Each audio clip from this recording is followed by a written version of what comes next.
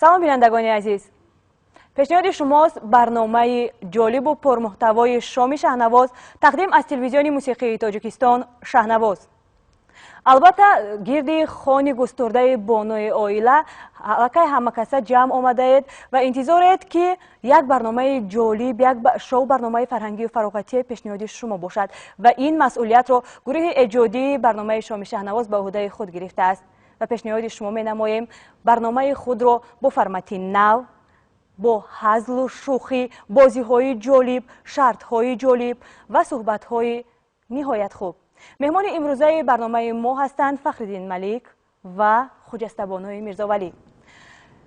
گفتم به مورد است که مهمانان برنامه با درخواست سرشمار خود شما و برنامه دعوت گشتند. بینندگان عزیز، شما نیز می توانید در جریان برنامه ما فعال باشید و دلخواه سوال و درخواست های خود را به عنوان مهمان های برنامه به نشانه که این حال روی اکران های شما پیداست فرستانید.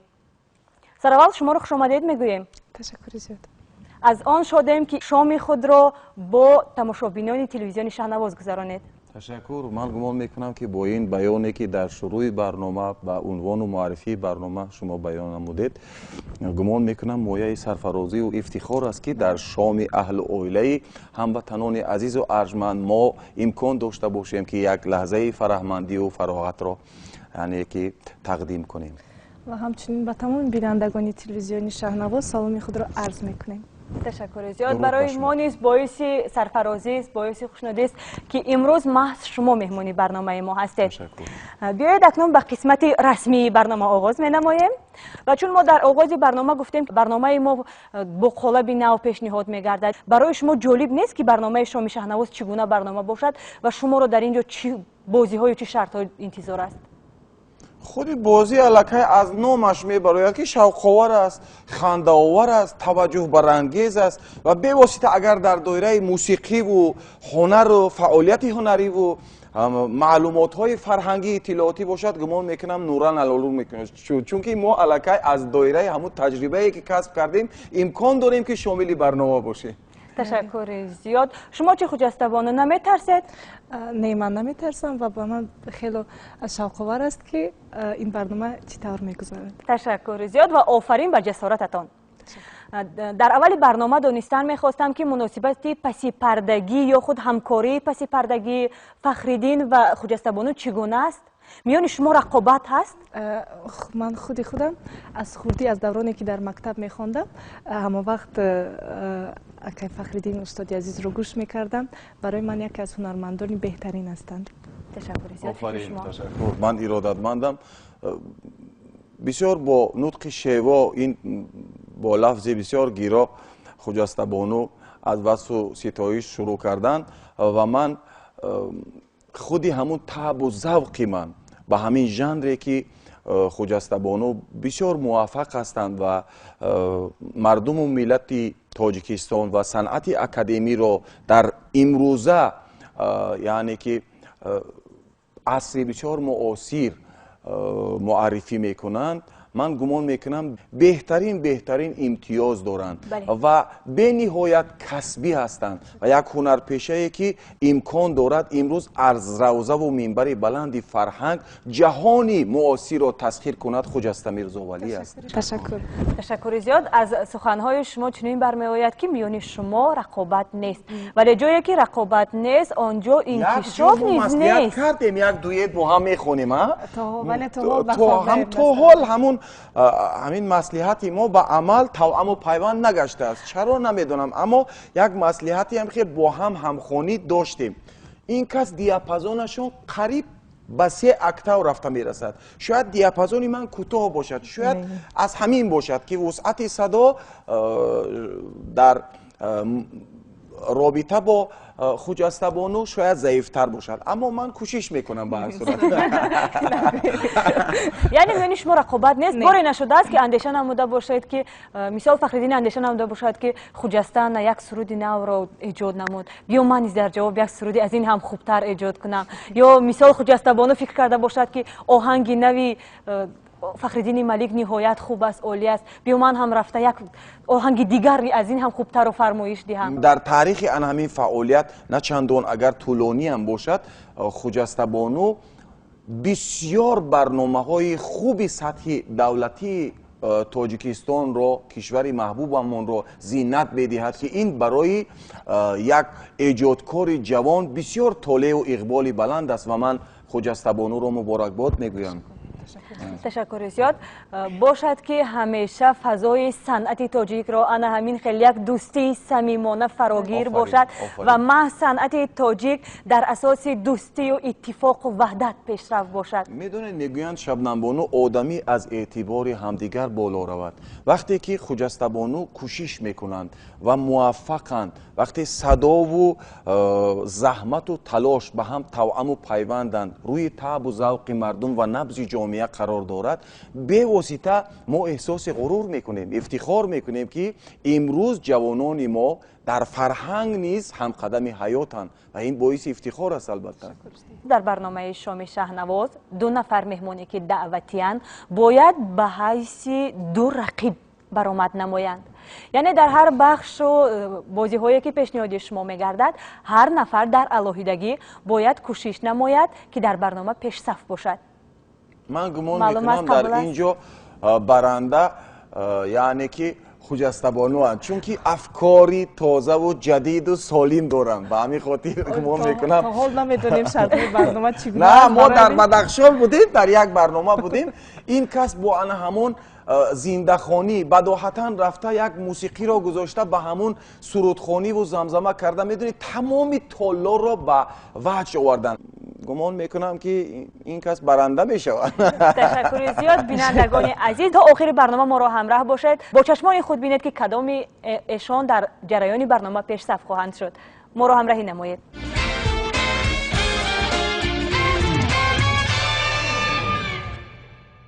اصلا برنامه شام شهنواز در اساس سوال و درخواست‌های پیشنهاد نموده خود تماشابینان که به صفحه‌های رسمی ما در سامانه‌های اجتماعی پیشنهاد می‌گردند جریان می‌گیرد. بینندگان از ما نسبت سوال‌های شما نیز به طرف نیستیم. در برابر این سوال‌ها بیشتر در موضوع تأثیر موسیقی به همون پیشرفت و به خودشناسی و خودآگاهی و احساس وطن پرستی اهل جامعه صحبت داشته باشیم.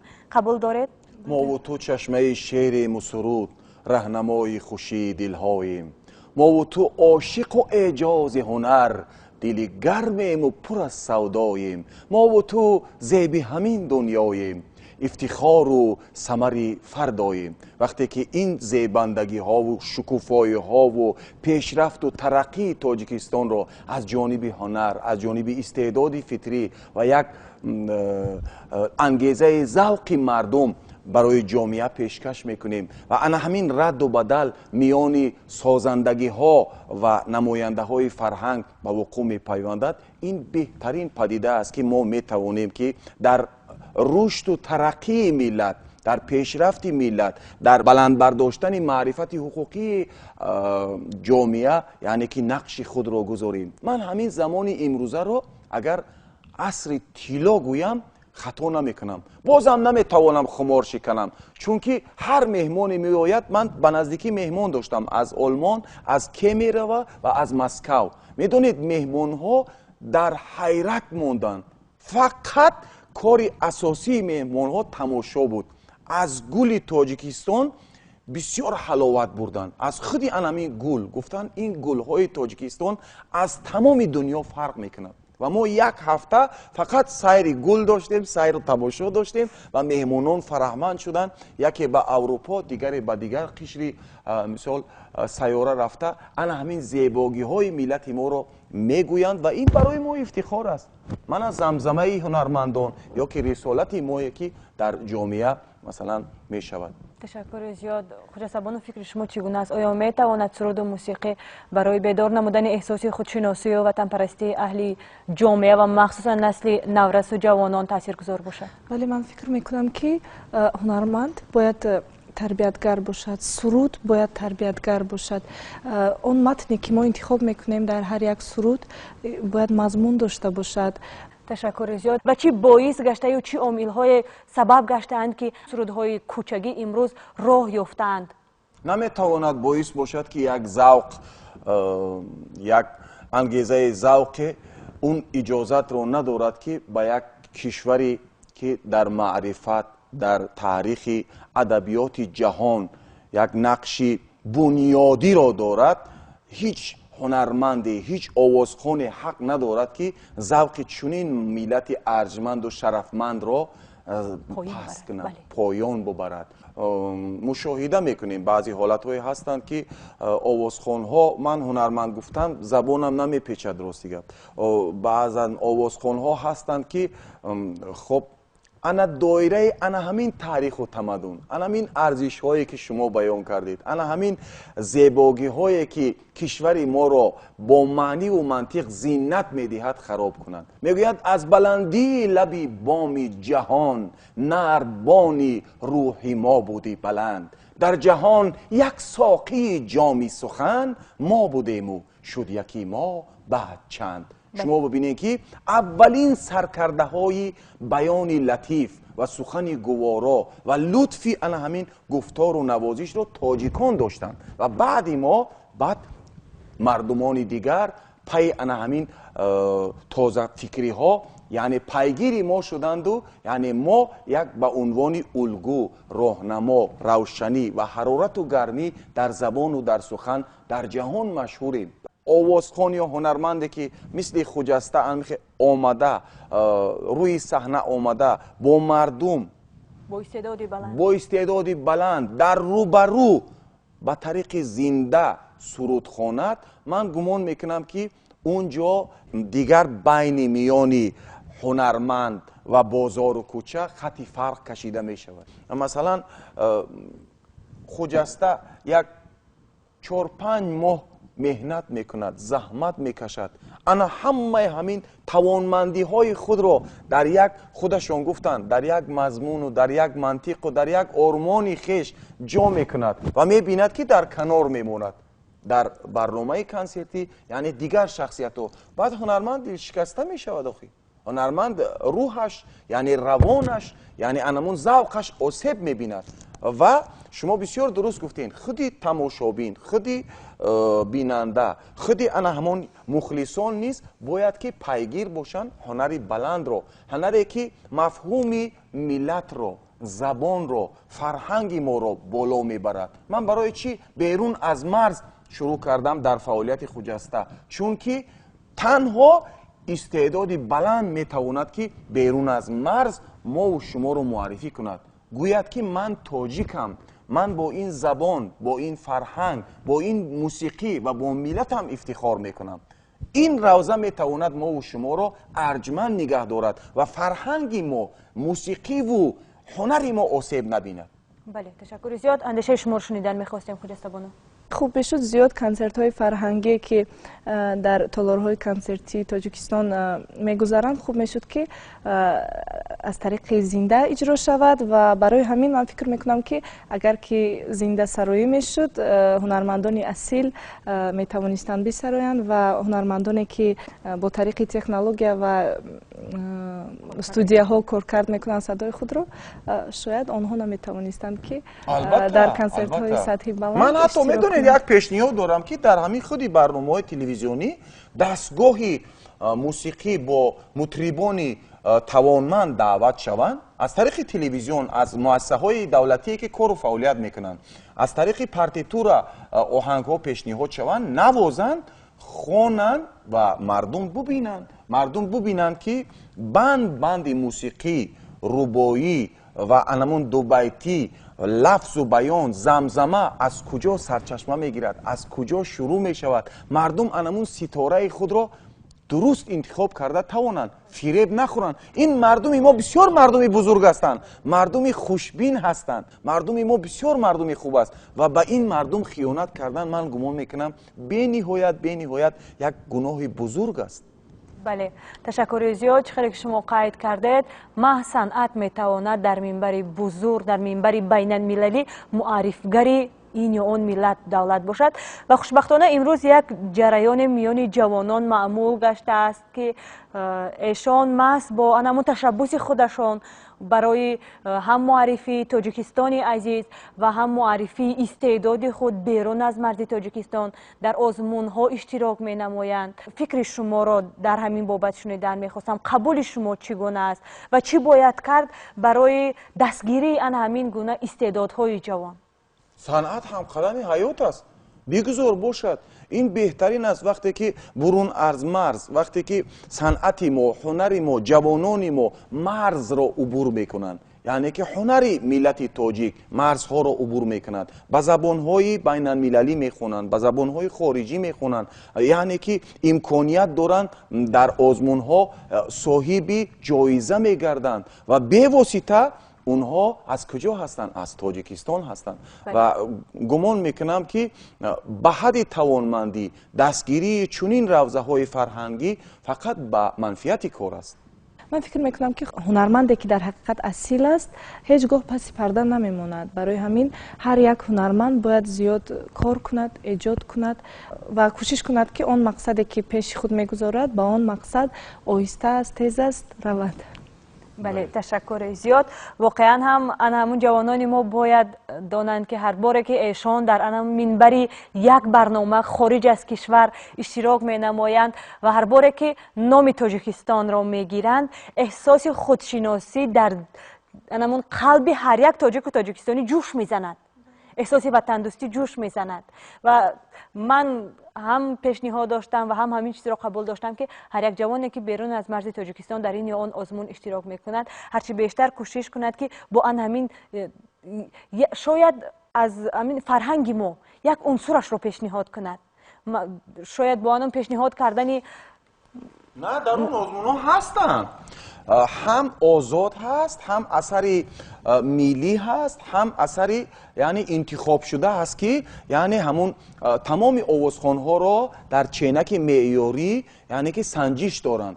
اما در ملیت می توانند که در لباس بعضی از همون یک انعکاسی لباس های ملی ما را یعنی مدرن به طریق معاصر دوزانده پیشنهاد کنند. می توانند که خودی لحنی خواندن یعنی که لپیش ها و تحریر صداسازی را یعنی که از طریق اصول های تاجیکی به مردم جهان پیشنهاد کنند. من در ترکیه و در امارات عربستان و در روسیه میدانم که خودی همین لپیش های صدای ما را توجه داشتن که شما چی خیلی این لپیش ها رو اجرا میکنین، گفته در حیرت میموندن.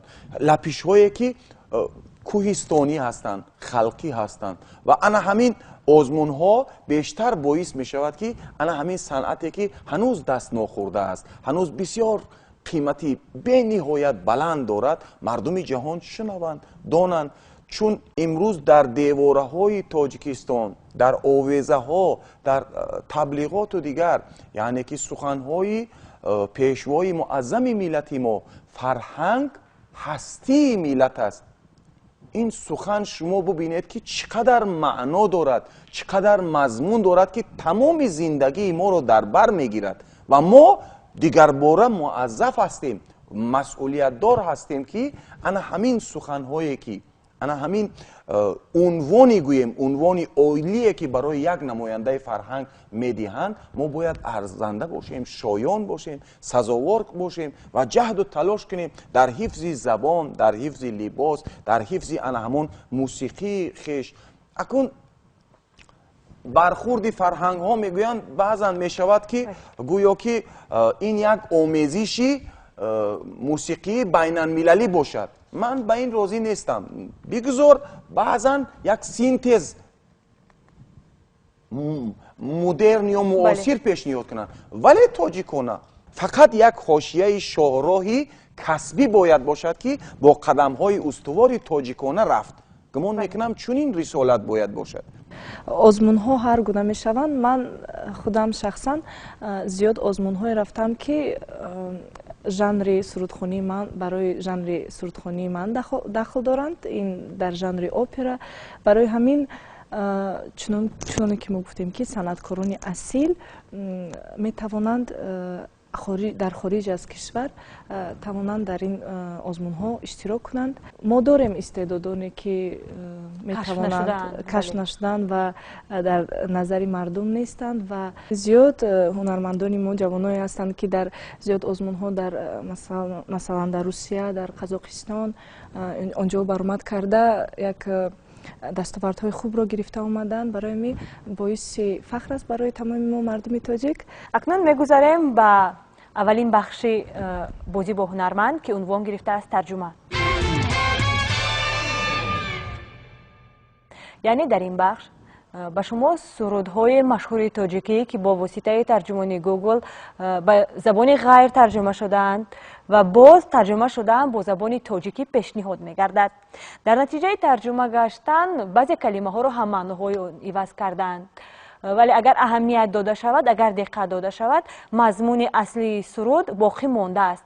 یعنی شما باید اهمیت دهید به مضمون هر یک سرود و پیدا کنید که این کدام سرود است. در این بخش به هر یک مهمان 3 سرودی پیشنهاد کرده می شود و با نوبت، یعنی یک سرود به خجسته، یک سرود به فخرالدین ملیک و باز به همین منوال برنامه را دوام می دهیم. باشد شروع میکنیم. سرود یکم پیشنهاد می گردد به خجسته بانو.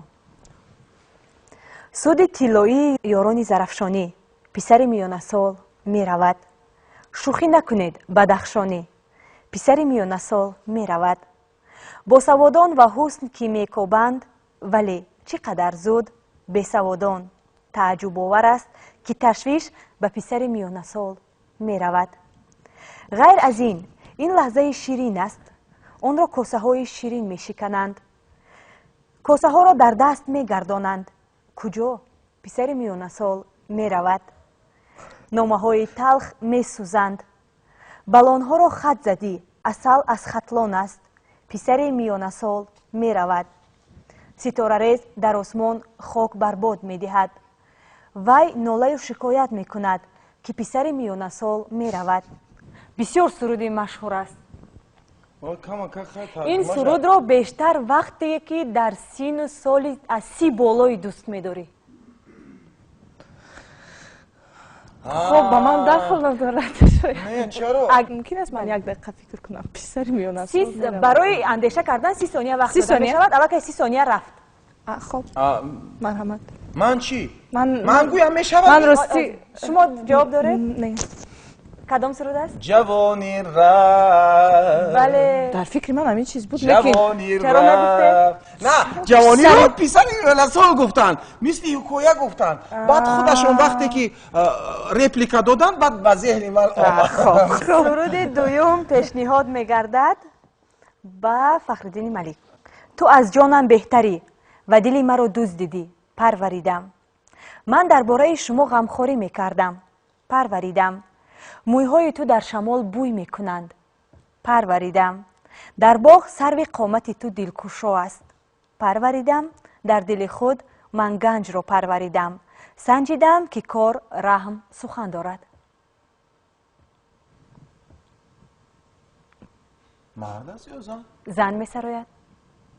این سرود در عصر 20 سرایده شده است، ولی همان بسیار مشهور است. بار دیگر میخونم و به شما 30 ثانیه وقت داده می شود برای اندیشه کردن. تو از جانم بهتری و دلی مرا دزدیدی، پروریدم. من درباره شما غمخواری میکردم، پروریدم. مویهای تو در شمال بوی میکنند، پروریدم. در باغ سرو قامت تو دلکشا است، پروریدم. در دل خود من گنج رو پروریدم. سنجیدم که کار رحم سخن دارد. تو رو من تاج سر کردم، نه زفر کردم. انا همین کلمه پروریدم در زمانی دیگر موافق به شخص دیگر معنی اصلی سرود و عنوان اصلی سرود رو دارد. 30 ثانیه گذشت. الکی 5 ثانیه دیگر وقت دارید. خب همون صباحت نجمیدین و با فکری من آمدم. مرا تو خاکی ره کردی امان باشی، تو را من تاج سر کردم ظفر کردم. این مصرع‌ها مصرع‌های خوب است، این را قبول کنید. این بسیار این خوب مصرع‌ها است. بهترین مصرع‌ها هستند، شما ولی نمی‌دونید متاسفانه چقدر. سرود پیشنهاد کرده ما هر این بار نیست دیدم همون و سرود پیشنهاد کرده ما شاید من فکر میکنم اگر خطا نکنم بهتر از جانم بله. تو رو ای دلربا میپرورم. اصلا چقدر بیادی من اگر کم دقت دهید معنی اصلی سرود را عین پیدا حال می‌کنید. یک خالی هم اکای فخردین دارن همه. بله. سرود دیگر پیشنهاد می‌گردد به خجستگانم. روز دیگری غم و اندوه در یک قسم نامعلومی نام، روزی آفتابی ما را ترک کرد. عین زمان در یک شب ماه پیدا شد. شام خوب هموطنان شبانه. روز دیگر گذشت. این کتاب حیات است. آره، این همان شخصی است که سزاوار آن است. جستجوی حسابی زنده، صبح خوب شبانه. باز به ظلمات آمد. چشمهای عروسی مادری من. او از کی میپرسد؟ در پشت مادرم صبح خوب، مادر کودک شبانه خوب. پرواز از نان، نوری ها در شاخ ها، این بار که رویدادها نشان های خودپرستانه. صبح خوب، شما دوست می‌دارید شبانه خوب. کدام سرود است؟ اگر فخردین پیدا هم کردید کمک نکنید، زیرا ضمن کمک کردن خال داده می شود، آواز داده می شود به خجستگانان. یک سرود با یک اثری بسیار کلان حجم تبدیل می شود، وسعتش خیلی زیاد می شود و همین سرود در زندگی همه روزه مردم بیشتر از تمام سرودها شاید سراییده شده باشد و این سرود شریک شادی های مردم است.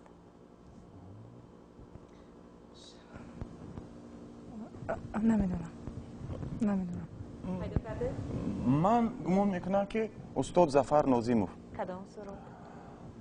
تا باز دیده افتاد لای لای لای لای لا لا لا لا لا لا لا لا لا لا لا لا لا لا. اگر من رفت و حاضر همین سرود رو نامش رو گویم شما بسیار متاسف میشوید.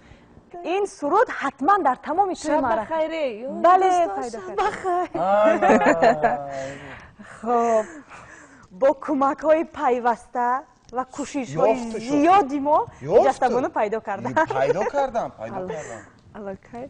سرود دیگر با فخردین ملیک. من خسته می شوم، من کلانتر می شوم، به من در جهان نشان ده. خوب کنید ببخشید. من امیدوارم که از آن لذت میبرم. در دنیای کتابخانه من میخواهم که شما باشید. من خسته میشوم، من کلانتر میشوم. جلب کنید بخت نامعلوم.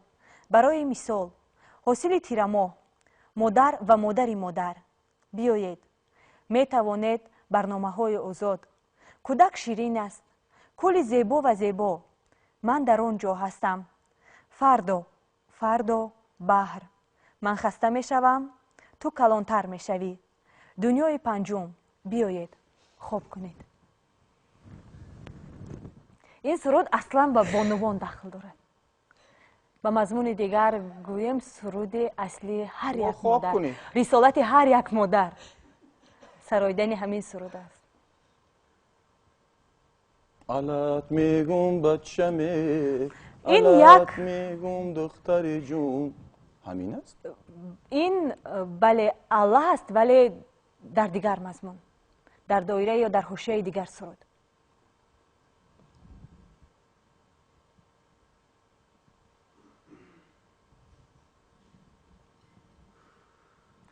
از انم سرودهای سرایندگان کدام الله بیشتر مشهور است؟ 30 ثانیه وقت داده می شود، اندیشه کنید. الله مستانه ایرگا شود. کدام؟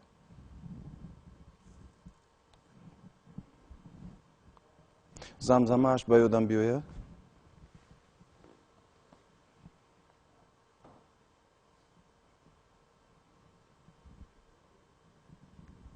اوی میخوند کو. البته هر یک سراینده یک سرود میخواند. نمیدونید زمزمه‌اش باید به یادم بیاد. کلان شو. طفلی گریانم کلان شو. بله. خود اصلا نمیخواستم بیام. آفرین. اما منم با کمک یافتم کو. سرود آخرین به خجسته. خب بیبی صنم انارها یک دانه اند. قامت تو راست و پر آب و مستانه است جانم.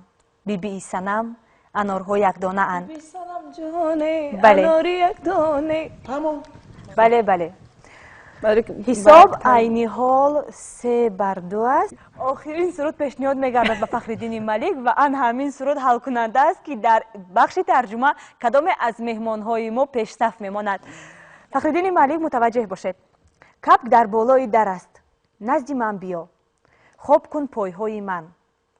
دمشین سرو دل را میکوبد که به تو سیرهایم را گویم. دمشین سرو دل را میکوبد که به تو سیرهایم را گویم. خونی سرخت شما کاسه شراب الو میبری دلی من. نرگس دو یکی از سنگهای دوست داشته من از باغهای من ماهی هیکلی من. نگو در روزی پراکنده میمونم الو میبری دلی من. که اگر شما نباشد نقش را کی اجرا میکند؟ کپک در بالای در است. نزد من بیا خوب کن پایهای من. ای کپگی دری بیا به بالینم خوابت ببرد سری زانویم. بیش آفرین. خرما شیرین و کپگی دری. آفرین آفرین. هر دو اشتراکچی ها هم نهایت فعال بودند و در بخش ترجمه حساب مساوی است 3-3. خوب است که اگر بهترین ها دو یک پی هم باشند و در آن همین فرصت بخش دیگری برنامه را که بی صدا است پیشنهاد شما می نماییم و پس از آن ادامه می دهیم صحبت هایمان را. راضیید؟ باشه چشم. بخش بی‌صدا شرطش همین گونه است که مشهورترین سرودهای تاجیکی، سرودهای ماندگار، طریق بی‌صدا در مانیتور پیشنهاد شما می‌گردد.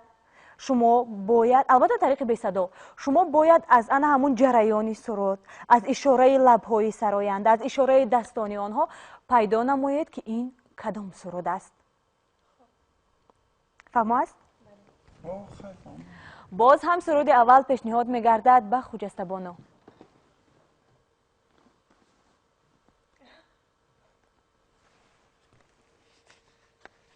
تنها شدم تنها. بله من میخواستم کمک کنم که خجسته بانو من الکی پیدا کردن. زیاد شدروان استاد کرمت الله از دوست می‌دارم برای همین. باشد از کارگردان خواهش می‌نمایم که برای اثبات سخن خجسته بانو وریانت صداداری آن را پیشنهاد نمایند.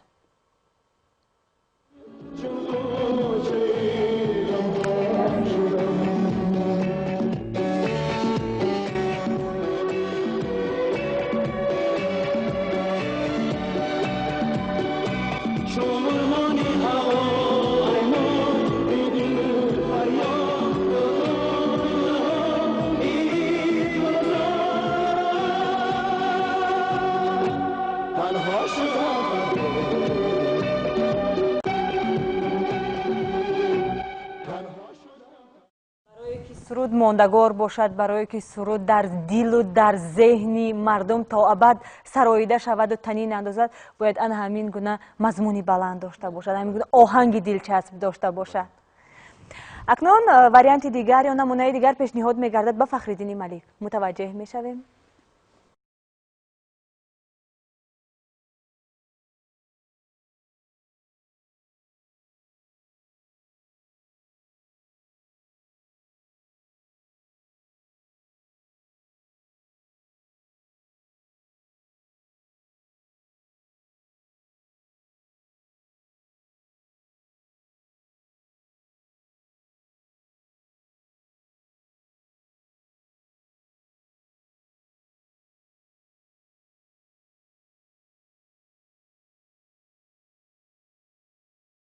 همین سرود را با طریق دیگر، با اسلوب دیگر در سالهای نزدیک هنرمند سنگلی میرزایف سراییده بودند.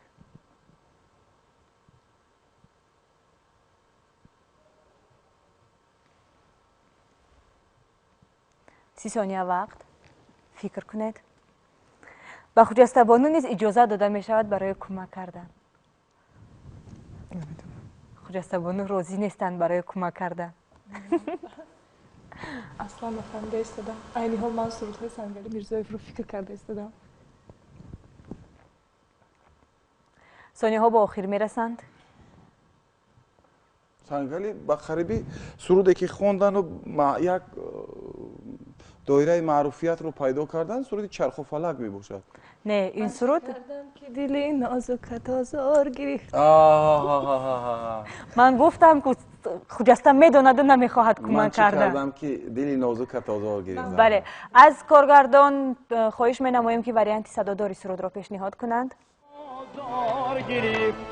خاطرت از من به چاره یک بار گرفت خاطرت از من به چاره یک بار گرفت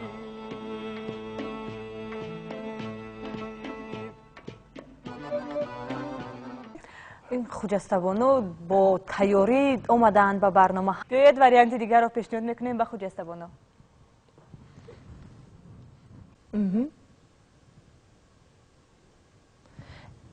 ای جانی من سلطانی من ای ابری شکر باری من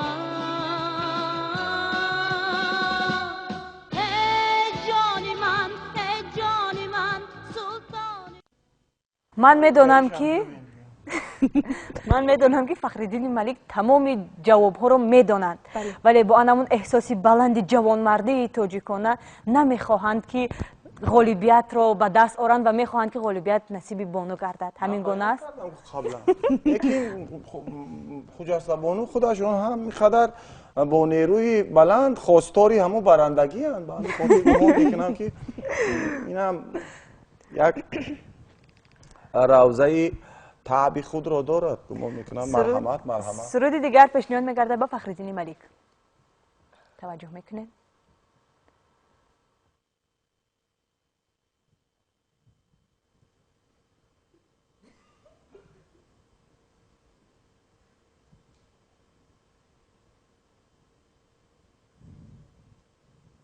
این شب بخیر دست جمعی است. شب بخیر است. بله شب بخیر دست جمعی است. ارکستری انسامبلی آوازدار گلشن اجرا میکنن. مقدس نبیه و با حضور نعمتов. بله. خواهش میکنیم که نمونه صداداری سرود پیشنهاد گردد. شب بخیر همنشینا شب بخیر شب بخیر هم زمینان شب بخیر شب بخیر هم دیاران شب بخیر شب بخیر بینندگان عزیز هرچند سرود شب بخیر در برنامه شام شهرنواز پیشنهاد شد ولی این معنای آن را ندارد که ما برنامه را به اتمام میرسانیم. واقعا شامتان بخیر باشد. برنامه شام شهرنواز ادامه دارد. وریانت دیگر و وریانت آخران پیشنهاد کرده می شود به خجسته بانو.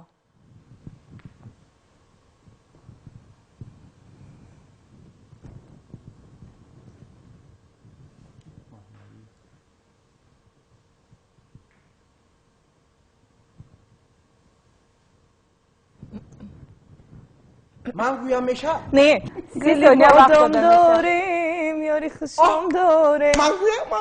نه خیلی آخی شما خواهی من مساوی میشود اگر من گویم. ثانیه های آخرین. چند ثانیه دارم؟ 5 ثانیه دیگر.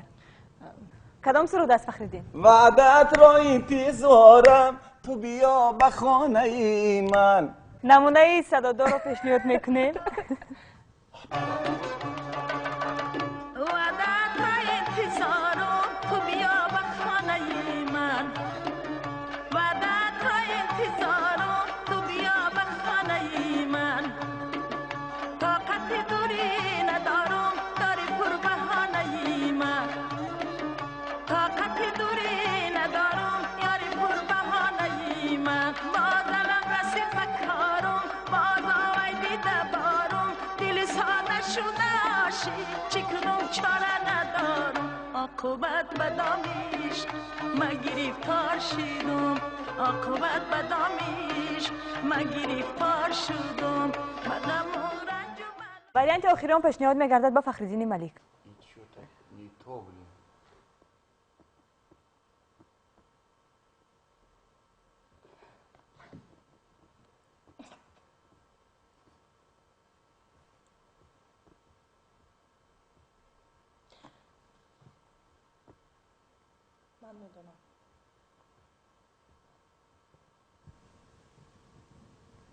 دلی درمندی مرا نبود